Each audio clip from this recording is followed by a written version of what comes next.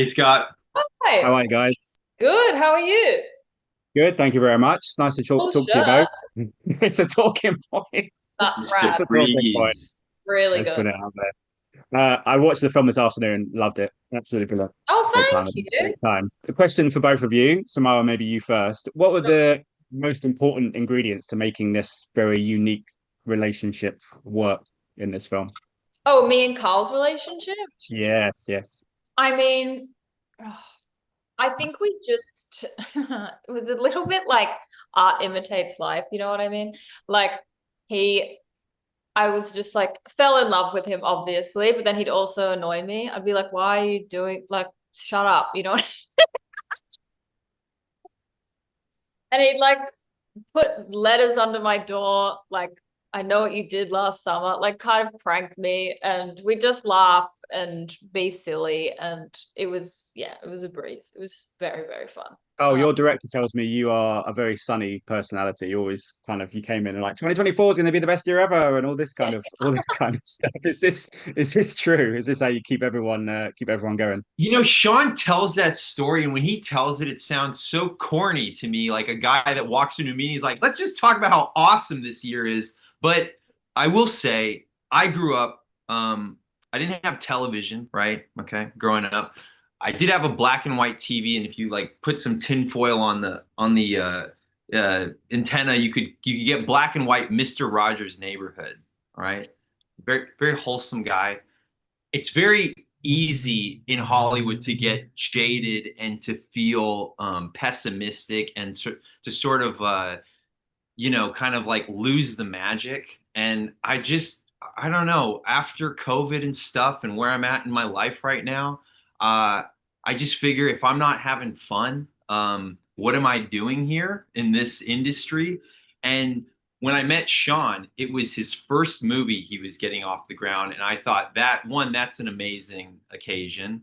Um, and I just was, felt really fortunate to meet him, to even have the opportunity, without that sounding corny. And whether or not it went my way, I just felt like, wow, what a land of opportunity we're living in right now. And I just decided to, yeah, I'm gonna choose light and goodness at this stage in my life. So See, so easy to be in love with this kid. Maybe I'll touch. I would annoy Sam on set, by the way. She's Okay, so I she's think on awesome. I don't know how purpose. she put up with I think on this purpose though. this leads into my of next course. question, which you can ask first. I know that on one of the Mission Impossibles, Tom Cruise and Simon Pegg used to play pranks on each other while he was driving, Tom Cruise was driving the car. I just wondered, did you play any pranks when you were in the car with Samara, given this was one of her first one of her first driving He wouldn't lessons? really prank me, but he just taunt me. You know what I mean? Yeah, and sometimes I would just sort of like look at her, like what are you doing? Like she'd be like, "Is this? Do I do this with the wheel? Wait, do I counter steer here?" And I'd be like, I'd be so stressed, and he'd just be laughing in my face. but then I would also be like only wearing like boxer briefs and covered in blood, and then Sam would pull out her little Polaroid camera and like, dude, I got some good great moment. shots.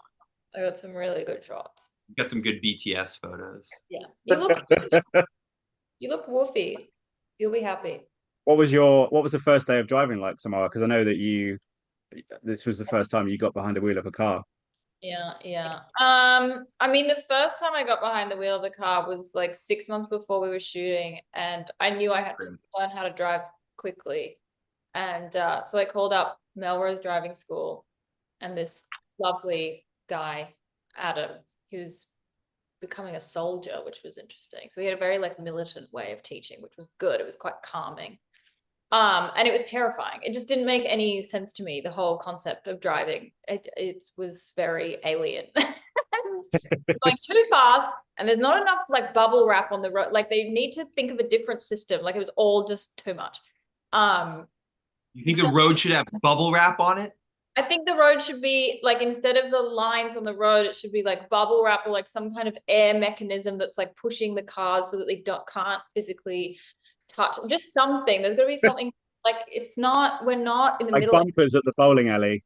That's Yeah, what we've got to have training wheels. Like it shouldn't be.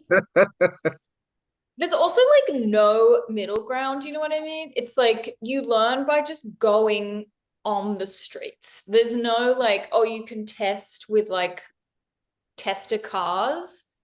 You're just out amongst the insanity, like diving in the deep end. There's no like putting floaties on and practicing in the shallow end. It all just didn't make sense. But by the time we were shooting, I was having a lot of fun. I was like doing donuts and slides, and I couldn't really parallel park or hit my marks, but it was fine. We had a really good stunt team that made me look really cool, and I just had to pretend. Fantastic. This is ironic because I got my provisional driver license through this morning. So it's my turn my next. gosh, congrats! No way. Jeez.